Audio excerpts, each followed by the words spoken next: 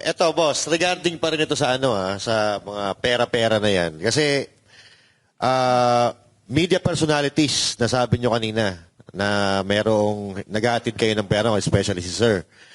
Sa mga government officials, pwede ba natin sabihin kung kanino kayo madalas na mag-deliver? At kung ito ay tuwing meeting lang ba o regular? Yan. Nakaschedule ba? O ito, sa araw na to, magdi-deliver tayo kay... Linggo-linggo. Oh, Ibig sabihin, linggo-linggo. Linggo-linggo. Magdi-deliver tayo kay Junel. Magdi-deliver tayo... So, ano ba ang format ninyo? Government official, O pag inutusan lang kayo, doon lang kayo nagdi-deliver? Ayan. Sige nga po, meron pong gusto Kahit sumagot. sino po.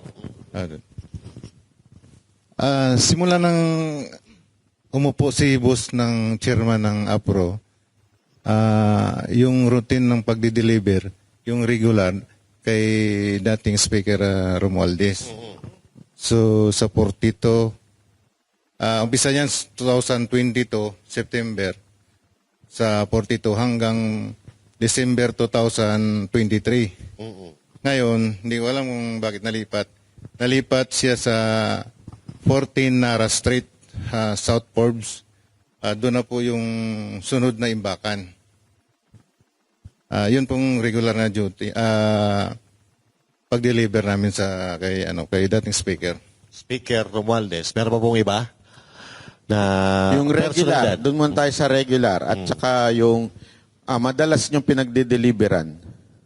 Siguro sundutan ko na rin, Banat Bay. Kay Speaker, simula 2022, tama ba? Regular po ito. Ngayon, kay Presidente naman, Kailan nagsimula regular yan? ba to? Kailan nagsimula? Sino po ba dito nag-deliver sa Ilocos? Wala dito. Wala dito. Opo. Okay. Pero alam niyo po ba kung kailan din, gaano kadalas ang pag-deliver doon? At Kailan ilang nagsimula? beses? At kailan nagsimula? Hindi po namin direct na nagde-deliver kay BBM. Kasi po ang alam namin, dun sa kay speaker, siya na po Okay. partida ni BBM. Yung sa Ilocos, Meron din dyan yung may participation yung ibang tropa. Pero wala po dito. wala dito. So, Tama po ba kasi kung tama yung aking pagkakaalala, ang sabi ninyo ay nag-deliver kayo sa Ilocos, may one time pa nga eh. Hindi ko alam kung one time o gaano kadalas na si Sandro pa ang tumanggap. Nandoon siya. Tama po ba? At meron ba kayong picture with Sandro? Yung nag-deliver po, meron sila. yung nag-deliver, may picture kay Sandro? Apo. Kay Na tinanggap niya yung pera? Yung dineliver po nila. Kasi nagpa-picture sila doon sa bahay po. Okay. kay Speaker Romualdez, may picture po ba kayo? Mostly kasi yung nagre-receive dyan, yung mayordoma po. Sa Portito. Wala, may picture yung mga EA po. Minsan mag-picture nga umiiwas kami kasi hindi man kami iniisip namin na balang araw gawin namin ebidensya ito. Kasi sa amin po, trabaho lang. Nakikita nyo siya personal, si Romualdez? Wala po siya sa pag mag-deliver. Okay. Tundutan ko na rin yan. Sa dami-dami ng diniliberan nyo, sino yung nakikita nyo ng personal na politiko o government official? Yung talaga nakita ninyo? Kahit hindi tumanggap pero nakita ninyo?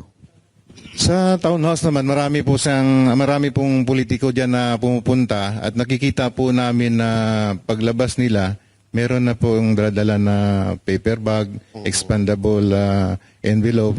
Kasi yung mga dala-dala po nila, kami pong nagdala yan galing sa Horizon, pinakarga sa van para pagdating dun sa Saan yung townhouse. townhouse? Manila Polo Club Townhouse.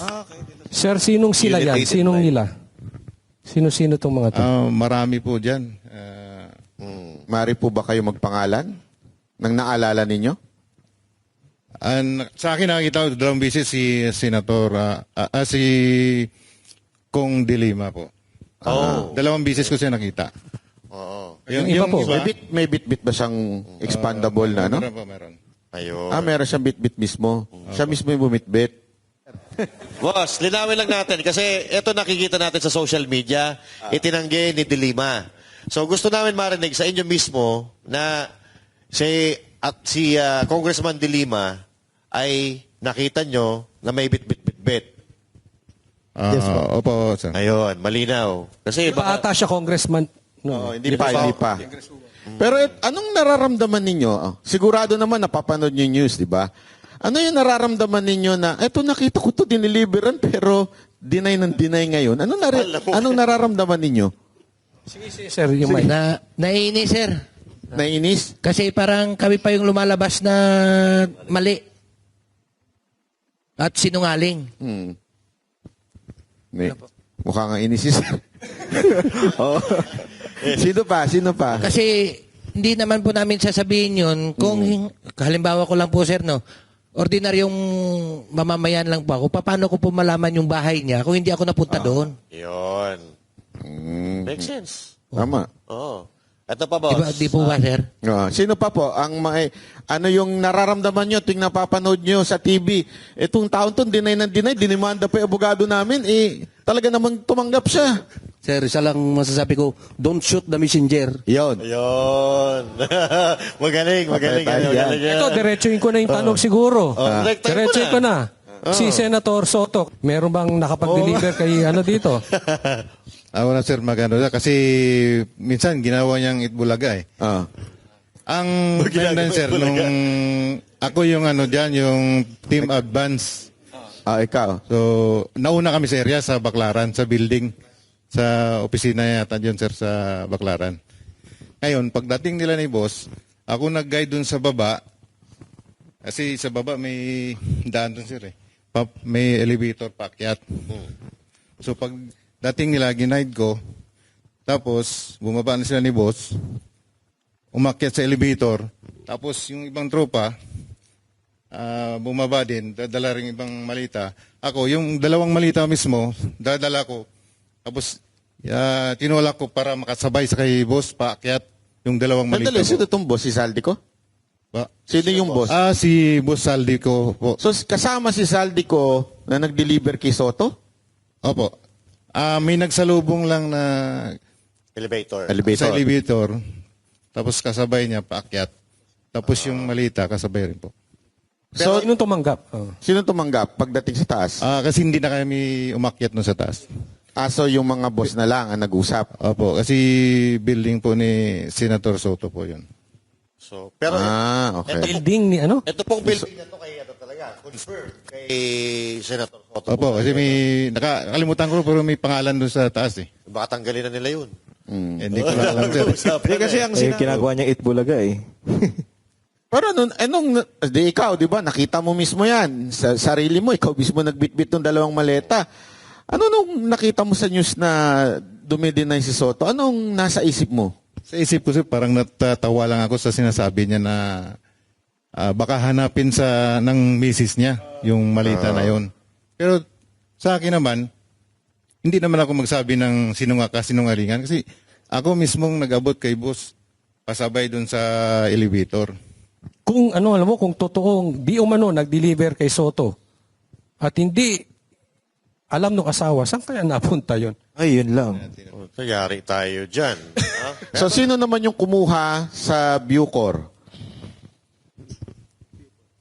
Yung, di ba, meron daw ng galing na pera mula dun sa Bucor tapos dinala sa bahay ni Saldico? Dinala po sa basement 3, sir, sa Shangri-La, sir. Basement 3 ng Shangri-La. So, from Bucor? Hindi ko po alam sigurado kung galing sa Bucor mismo, sir. Paano mo, saan mo kinuha? Bali, dineliver po, sir, ng 2 sasakyan, sir. 8 malita, 4 na large, saka 4 na medium size. Medium Hindi, paano mo nasabi yun na Kasi yung nagmi-meeting, sir, si Bucor Katapang at saka si Boss Saltico doon sa Shangri-La, sir, sa High Street. Nagpasama po si Paul Estrada, sir, na kung pwede pakisamahan siya para i-diskarga yung mga laman ng pick-up, yung mga 2 sasakyan, sir. So, linawin natin. So may meeting si Saldico at saka si Katapang. Yes, sir. Kanino yung sasakyan na pinagkuhanan ng maleta? Sa inyo ba? O sa hindi nyo sa Hindi sa amin, sir. So hindi galing sa inyo, nagpasama lang si Paul para kunin, tapos inilipat. Iniakyat namin sa number 56 Horizon Home, sir, sa condo unit ni Busaldico. Okay. Ano to? One time lang ba to nangyari? O regular na nagbibigay Sa partisipasyon ko, sir, isang beses lang ako naka-sir.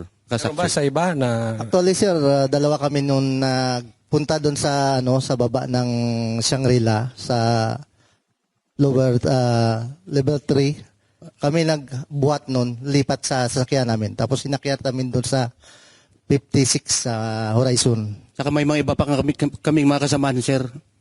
Tulad nila... Pero isang beses lang to. Sa akin, sir, isang beses lang, sir. Sa akin din, sir. Yun na Isang lang beses yung lang. isang beses. So after nyo matid, alis na kayo. Yes, sir. So wala namang pag pinag-deliveran, kinuha ni Saldico yung kalahati, tapos, ito, dalhin nyo na sa iba. Walang ganon. Wala ganun, sir.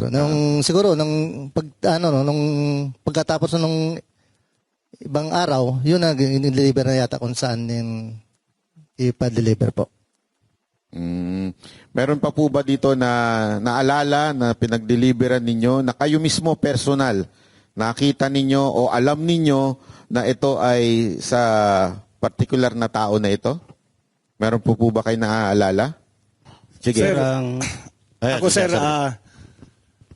nag-deliver po ako sa residence ni former Senator Trillanes. Sa bahay niya? Correct, sir. Okay. Maleta o envelope? 2 envelope. Hindi mo binibilang yung laman nun? Sir, ang concern talaga kung sino nagbibilang dyan, sir, ay yung mga AE. Kasi kami, sir, driver bodyguard lang. So, ang concern lang namin, magmaneho, ang pagbibilang ng pera, yung mga AE. So, nung diniliver mo sa kay Trillanes, siya ba ang tumanggap? Tao niya ba? Sir, yung pagdating na namin doon sa bahay nila, si Mark Tiksay na po yung pumunta doon sa loob ng bahay. Paano mo nalaman ng bahay ni Trillanes yun? Sir, 2 beses po ako nagpunta doon. At saka yung bodyguard niya ay nadoon kabats ko din. Okay. Okay. At saka, isa pa sir, dagdag ko pa. Noong panahon na nagdadrive pa ako kay Joey De Guzman, 2 beses ko din na sinundo doon sa may DBA, Dasma Village, Makati, si former Senator Sonny Trillanes.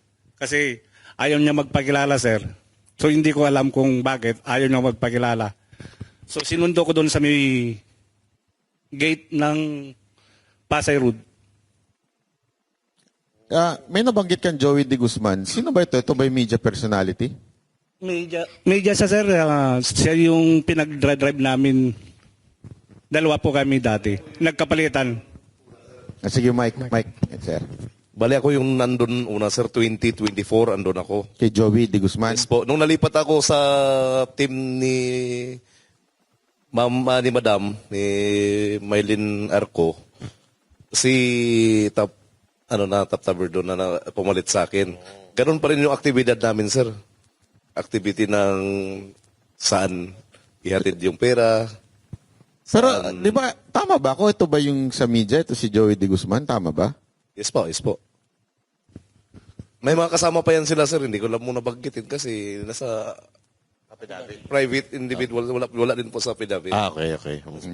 Yun po ang reason bakit hindi namin sinama. Yung isang halimbawa lang yan, sir, si Joey De Guzman. Joey De Guzman po. Pero siya, nakakatanggap din. Possible, sir. Meron Yes, pa, sir. sir. Ako po, sir, kay dating Senator Trillanes, nakapag-deliver din po ako doon ng 2 beses sa residence niya. Folder o maleta? Yung una po naming dineliver doon, sir, ay paper bag. Tapos, kasama ko po noon si Paul Estrada, yung iipo ni Kong Saldi. Yung pangalawa po, Anim na malita yun. Kasama ko na po si Mark Tiksay. Yung EA din po yan ni boss. Kaya kung ano man po yung inano niya sa TV, todo deny po, imposible naman siguro. Anong nararamdaman nyo nung siyang unang-unang pumiyok at nagalit Kaya nga at po sir, dinimanda ang naiinis kami lahat? sir eh. Ha? Kaya nga po sir, naiinis kami. Nagagalit ka rin po kasi totoo yung sinasabi mo eh. Tapos pinapasinungalingan niya. Si Sir. May kanina si Sir may gustong sabihin. Sige. Sir, experience ko rin po kay former Senator Trillanes. Itong 2025 po, nagdala kami ni Mark Tiksay doon sa bahay niya dyan sa may Antipolo. Isang expandable paper bag po. So, regular din po pala itong pagdi-deliver kay Trillanes kasi si Sir 2 beses, si Sir 2 beses. So, talagang matindi talaga kasi nungalingan. Sa tingin mo, magkano yung isang ganun? Ubaldo Paper yun, bag? no? Depende po, boss eh. Pagka medium, maabot ng mga Anong laman nun sir yung paper bag? Ano yan? 5 to 10 m. 5 to 10 5 to 10 talaga? Ano Opo. kalaki yung paper bag? Malaki, hindi yung maliit. Oo. Sa Makapal mga paper paper bag ng dyan. malaking paper bag. Ang sarap ng buhay ni Trillanes. Minsan nga sir, napupunit pa eh. Minsan nga po napupunit pa. Sa paper bag. Napupunit pa sa bigat. Aba, malupit pala talaga ito si Trillanes ha.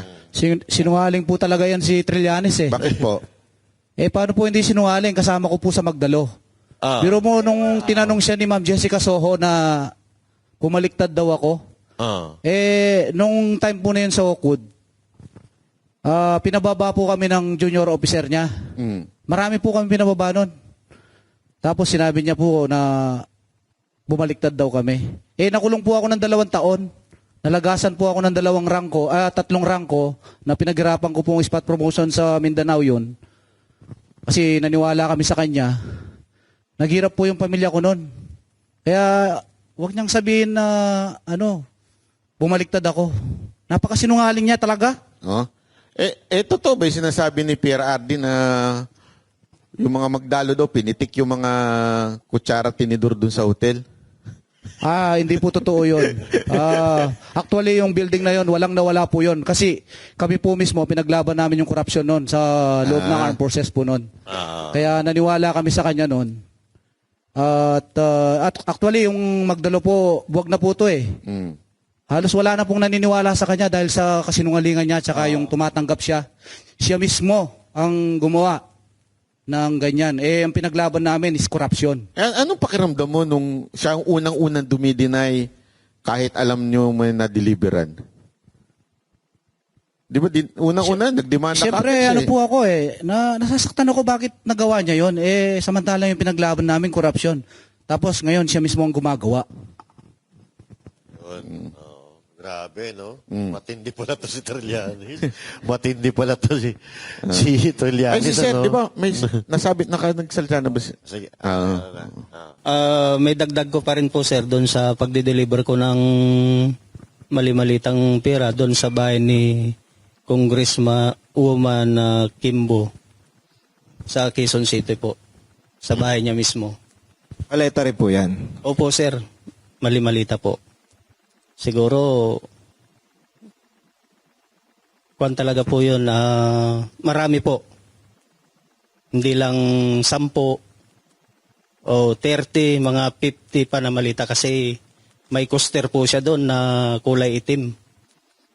Punong-puno na po yun eh. Nililipat na rin doon sa ibang sasakyan. Di kaya doon sa loob ng bahay niya. Saka may picture pa po na ebidensya kami. Sir, maalala ko rin, nag-deliver kami sa Guado, pinasok yung mga malita doon sa bahay ni Kong Romualdez. Pero hindi na namin alam sir kung para kanino po yon dahil sila Mark Tiksay po at saka si Paul Estrada yung nagpasok talaga ng malita. Ang partisipasyon ko doon, tumulong po ako na nagbaba, then sila na po yung nagpasok ng mga mali-malita na yun. So, ibig sabihin pala, mga boss, ano lang, yung hanggang doon may limitasyon hanggang paghatid nyo lang. Tapos hindi nyo na alam kung ano nangyayari sa loob. Opo, sir. Okay.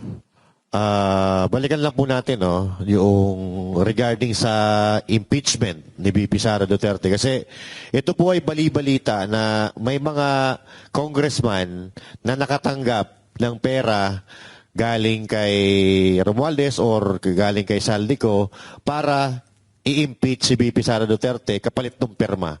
May ano po ba kayo doon? May experience po kayo doon?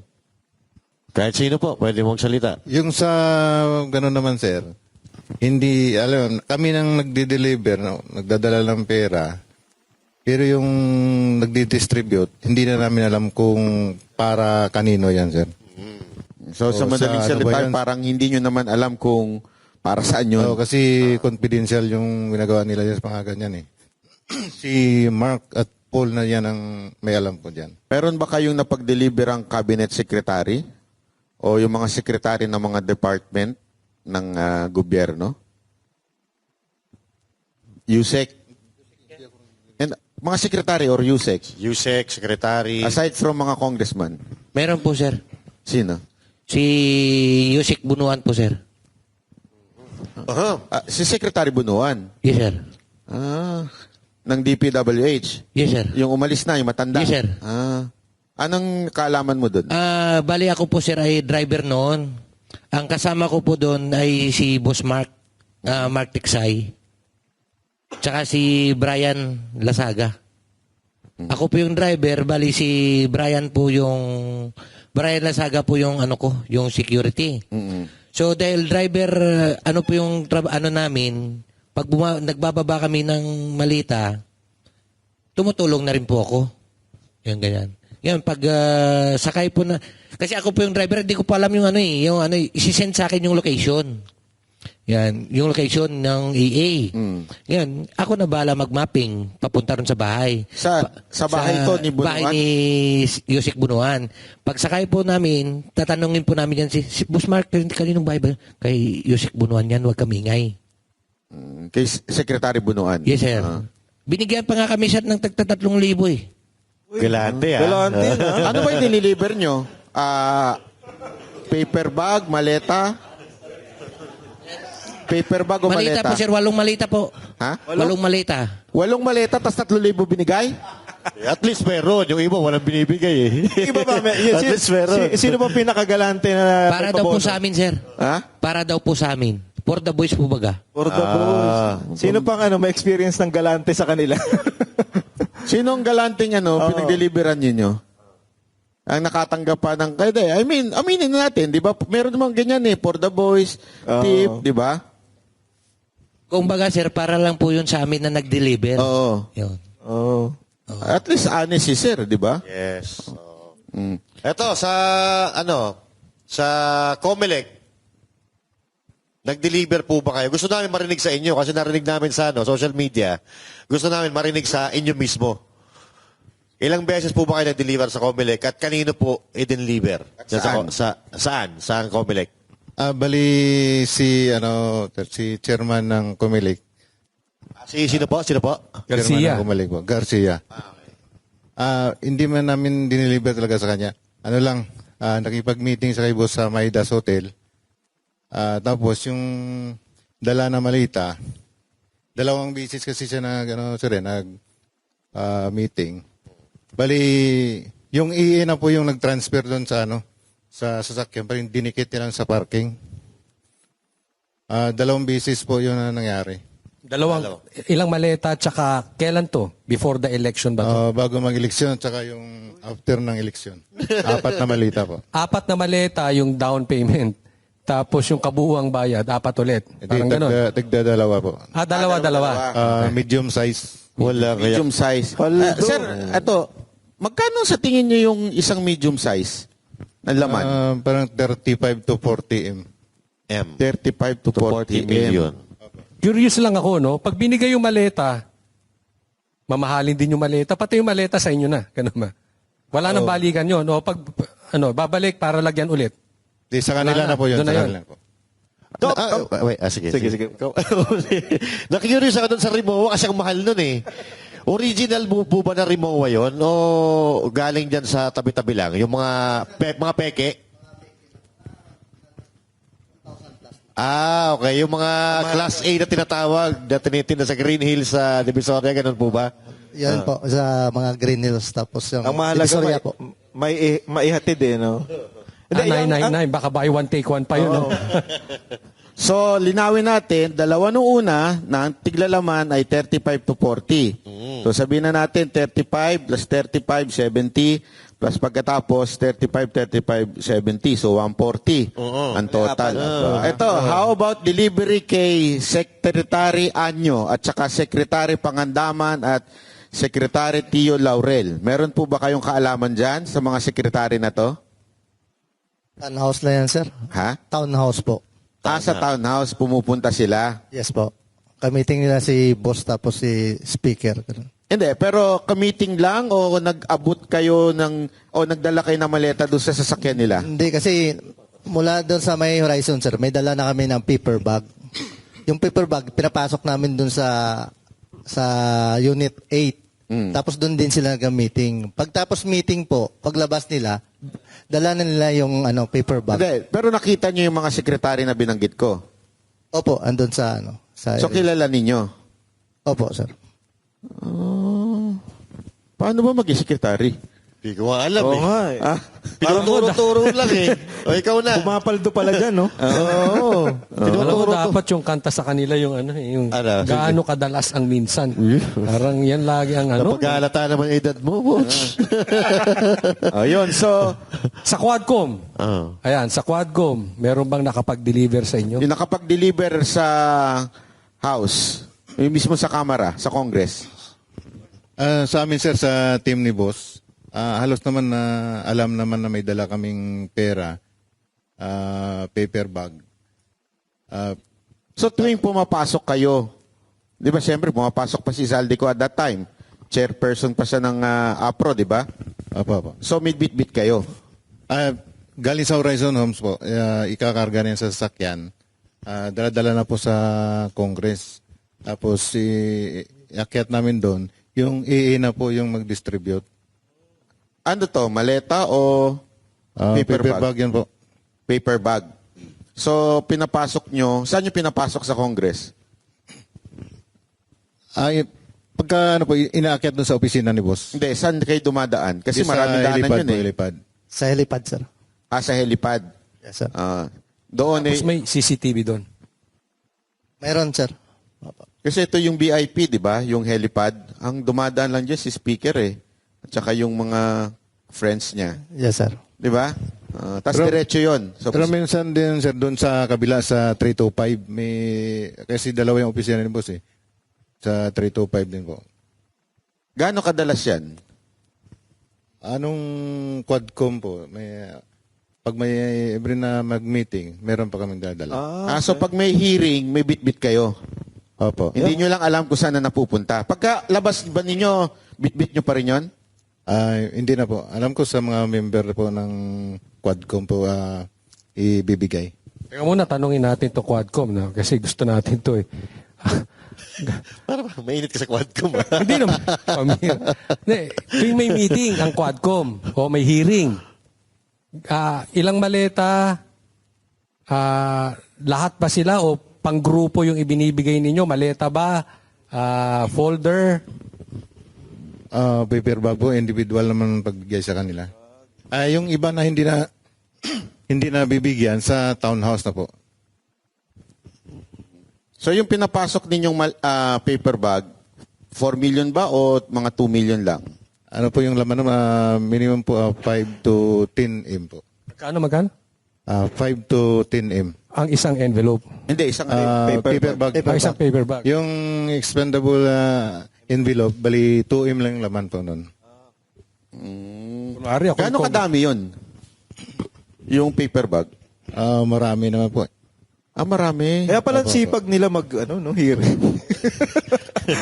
Pwede araw-araw ang hearing. Pumapaldo pala. Oo nga eh. Ito. How about Senador Escudero, Ligarda, Erwin Tulfo, At gaano kadalas? Doon po sa kay Senator Ligarda po doon sa bahay niya. Sa Batangas. Sa Forbes. Dito. Sa Forbes. Opo. Kasama po mismo si Kong Saldi noon, sir. Ano to, senador siya o congresswoman pa noong time na to? 2024 po yun, sir. 2024. Eh, senador na. Senador na. Pag meeting niya doon, si boss, pagpasok nung libo ni boss, binaba namin yung 2 malita. Ilang beses po yun? Gano'ng kadalas? O isang beses lang? Para sa akin po, sir, isang beses lang po, sir. Andali, 2 maleta? Yes, sir. Aba, Medium yan, sir. Medium, sir. Medium? Sabihin na natin, medium. Medium 35, to, large. 35, 70. Medium po, sir. 70? 999. Bakit hindi, ito, nagtataka lang ako, bakit laging medium, hindi large? Mabigat. Mga 3 tao, sir, kung alanganin ka magbuhat. Di ako, kaya ko yun. Ako. Bigyan mo nga. Kakayanin mo. Joke lang. Tapos, doon po kay Senator Escudero, kasama din po namin si Boss Saldi noon. December po yun, sir, 2024. Doon sa bahay niya sa New Manila. 4 na malita rin po, sir.